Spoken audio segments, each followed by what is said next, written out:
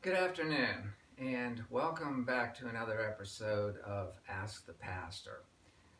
So, today we're going to talk about a very important part of the transitional process, which is the SWOT analysis. And for this, Pastor Bob called many people in our congregation and asked them some very important questions, and then he used the information that he gathered to um, come to some very interesting conclusions. So I think what we'll do is just ask Bob if he would explain to us what is the SWOT analysis and what's it used for and how does it work. Great. Thanks, Steve. Good afternoon, church. The SWOT analysis is part of the assessment process. If you remember the last time we talked about the transitional process really has three phases to it: the assessment process, the mission and vision process, and then the search team process as you look for the new leader of the church. So the SWOT analysis is a very important part of that assessment part of what we do. It's very important to have a sense of where the church is before we know where we're going and what people are thinking and feeling. And so SWOT, of course, stands for strengths, weaknesses, opportunities, and threats. And I made 78 calls. I would say the calls averaged probably an hour and 10 minutes apiece. So that was a great way to get to know people and say hi, and thank you to all who participated, because it's been a very helpful piece of information for me and for the session as we look to the future. And maybe it would help to say as a backdrop to that, I've often used a quote that says, unsuccessful churches make decisions based on current circumstances. Successful churches make decisions based on where they believe God is taking them. And the point of that is, if we just kind of try to keep fixing our current situation, we start to spin in a little circle. But if we can begin to make decisions in the life of the church based on what we believe God has called us to do, and what resources can we free in order to do ministry, and what kind of things do we need to be thinking about to get us to the place where God is taking us. And we actually talked about that a little bit in the Church Vitality Seminar, that inclining churches, healthy churches, are churches that are looking to the future and where it is that God has taken them. And so the vision team has been formed, met a couple times, going to be meeting again soon. And so they're beginning that mission and vision piece. But before that, we really need to get a sense of what are people feeling in the life of the church? What are the things that are important to them? And maybe even questions like, what is Bethany's identity? What do they see themselves as being as we move into the future? And so that's what the SWOT analysis does. So again, shared with 78 people. And so I have some kind of overall things that I'd like to give you. I'll give you maybe some of the raw numbers here, but the impressions are, I think, the biggest part. So in starting, we talk about S stands for strengths. And I asked the question, what strengths do you see Bethany having as a church? And of the 78 people, 70 said solid core families with spiritual maturity. A sense that there is a strong remnant, I guess you might use that word now, of folks who really love the Lord and have spiritual maturity and want to see the church move forward. So 70 out of 78 people saying that is a pretty significant number. 51 people said that they see the strength of Bethany as being the children's ministry.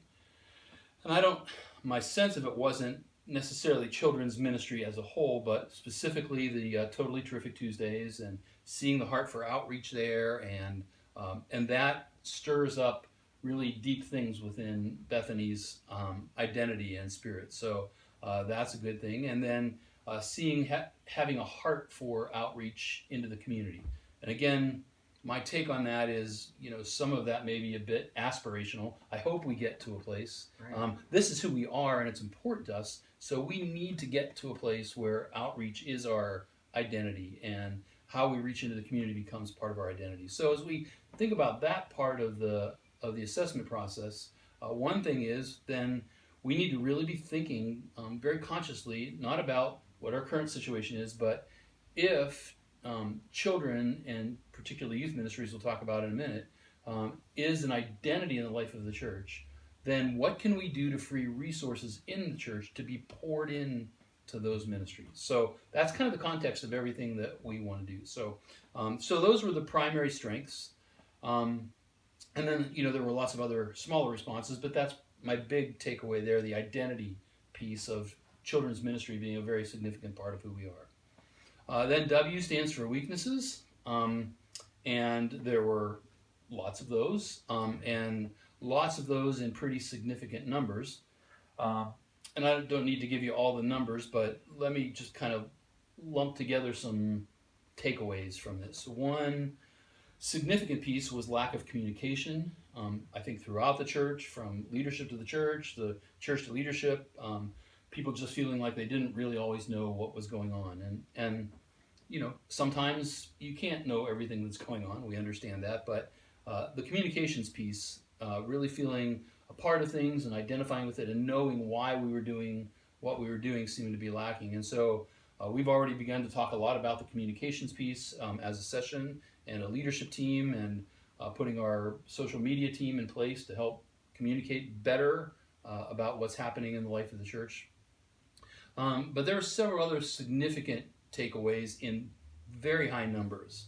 One, and again, as I make this statement, it's kind of lumping people with similar sentiments together in a kind of a summary statement, maybe is the best word to use. So the second thing was that the worship service needed to be changed, and that there was particular strong emphasis in changing the music. And again, I don't think that all that was a commentary on the music was bad. I think the idea in general, if I had to encapsulate it, was the worship service was kind of, we do the same thing the same way every week, and it's kind of fill in the slots, and we just kind of keep doing the same thing all the time, and that people were feeling that it was getting a little stale and maybe lacking energy, for the sake of a better word, and that was something that respondents responded to that in very high numbers, and so it's something we've been talking about a little bit, what needs to happen there, and in particular we'll find out later down that there was a lot of emphasis and energy toward maybe bringing on somebody in a more contemporary way to help give leadership to that part of the service, because what we do in terms of the organ and worship is done very well. So, but anyway, we just need to think creatively about worship and how to do it different. And the idea here is that if we're going to reach people for Jesus, then we need to give to them a place that they can come and find a worship service that's alive and vibrant and exciting to them, or else that they want to return to. That's exactly it. The idea here is if you spend all this energy reaching people and they come to church and say, "Oh, this really isn't very good," then that's not energy wasted. Obviously, it's kingdom energy, but it's counterproductive to what we're trying to do. There was a significant response to the idea of there was a lack of leadership, and particularly pastoral leadership, in very high numbers. One very interesting phrase that was used in a very significant way is the idea that there seems to be some energy toward protecting tradition. In other words, we have the same things, we do them the same way all the time, and that there's lots of energy to protecting tradition rather than kind of thinking about why we're doing it and where's it going and how does it help us reach people and for Christ and in the community and in the places we have. And again, this idea of, well, here's what we do, and we just fill in the slots. We go to this place every year, and we have this camp every year, and this is what the service looks like every year, and we have this picnic every year. I don't know if there's a picnic or not. Just there's a picnic. Making stuff up. But whatever it is, this is the time in the calendar it comes up, and so we just do it. It doesn't necessarily it's not necessarily bad, obviously, but it also doesn't necessarily have purpose and lead toward vision in what we're doing. And then the two other things in that category that were very statistically significant. One was lack of vision, kind of the question, where are we going and why do we do what we do, and what does it mean to be a part of the EPC, and what does it mean to be a part of the Presbyterian? Where are we going, and what are we doing intentionally to get there? So that lack of vision was significant. And then the other very significant number in that area was a very strong concern about not having any youth ministry, and seeing that as a weakness. And again, particularly in the realm of saying, because this is our identity, because children and youth is something that we've had for a long time. This is the identity issue that I kind of refer to. This is who we are, and it's very difficult for us to be in an environment where there's not a lot of children's ministry, other than the Totally Terrific Tuesday. There's not a lot of children's ministry, and there's not a lot of youth ministry. And if that's who we are, and that's not happening, that's really hard. Then something significantly is wrong and has to be fixed and adjusted.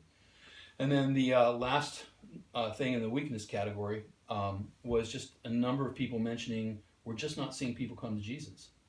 And I think that's what we're supposed to be about. And when was the last time, we had a whole series of adult baptisms? Or when did we have families being baptized? Or when are we seeing, families coming forward based on ministries of the church to see people come to Jesus? And I think the idea here is that, particularly if the Great Commission is our purpose statement, and that's not only lacking but almost absent, then wow, we really probably need to readjust our thinking here somehow to be consistent with what God has called us to do.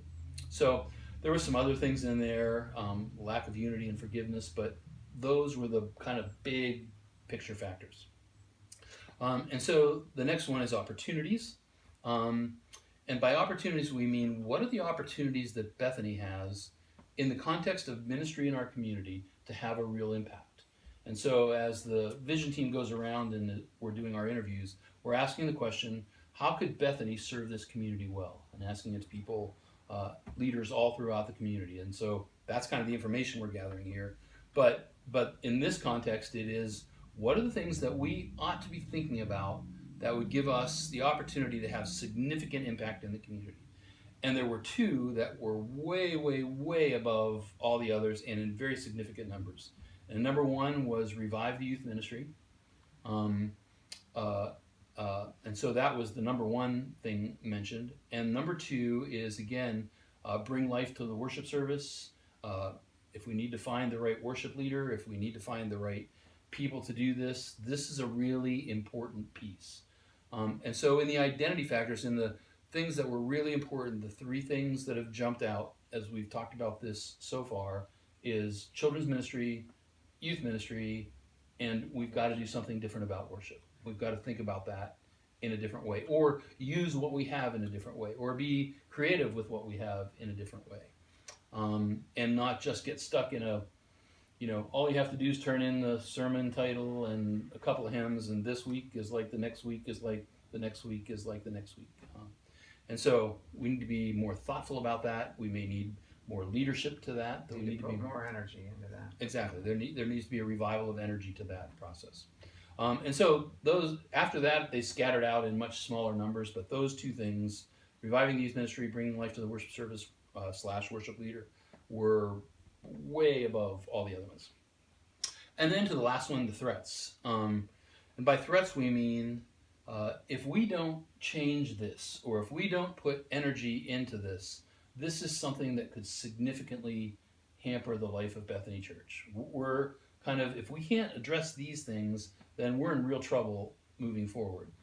And again, we had kind of a large grouping in higher numbers. And so I'll just kind of formulate this the best I can. The number one thing out of that threats was lack of a vision. Because if you don't know where you're going, or why you're going there, or how you're going to get there, you're just doing activities. You're just running programs. You're just staying in, here's what we've always done before, without really thinking through why we do it or what we do. And for those of you who are at the seminar know, my Greek for that is blah, blah, blah, blah, blah, blah, blah. So lack of vision was number one there, followed very closely with, if we're not able to revive children's and youth ministry, not only is that a detriment to the community because we're not reaching these kids, but it's a detriment to who we see ourselves as being. a church that if it's kind of like, if we can't do this, then I'm not sure what we're supposed to be doing, because it's been so powerful in the history of Bethany and all the things that they've done. So that was the second thing. Number 3 again came up: worship service upgrade. Again, if we don't deal with this, it's going to be very hard for people from the community to really engage in worship and really understand what we're doing. And so we begin to think about the idea of, thinking about worship in the context of the people we're trying to reach, rather than worship in the context of what we might be more comfortable with. Because we might be more comfortable with what the church did in 1950, rather than where's God taking us, who are we trying to reach, and then what kind of things will we need to do in order to attract those kind of people. And then the last of those was continuing to do the same thing over and over. If we can't get out of this pattern of just change anything, if we can't get out of this pattern of just not doing the stuff we do without thinking about why we do it, we're going to be stuck for a long, long time. And then as resources and people dwindle, it becomes harder to make change and affect change. And so that's why that becomes important there. And the last one was just lack of communication, again, which we've already started to address in significant kinds of ways. Right. So I know it's a lot of talk, but it's important, and it's important to know those things. It's important to know what's important to Bethany members, what they dream of, and I think Bethany members do dream of having a vibrant youth group and of being mission oriented and reaching out into the community, and having a vibrant worship service. That's not a surprise to me. So, okay, well, I hope this helps you to understand another part of the transitional process, and this was a very big part. I know Pastor Bob spent many hours on the phone talking to folks, and in normal circumstances he would have met with you face to face, but due to the circumstances, we did the best we could and utilized the telephone. So, and I still think the communication was good, and a lot of good information was exchanged both ways. So we thank you for watching, and let us know what you think of the information that we're trying to communicate through these Ask the Pastor sessions. And as always, we'll see you next time on Ask the Pastor.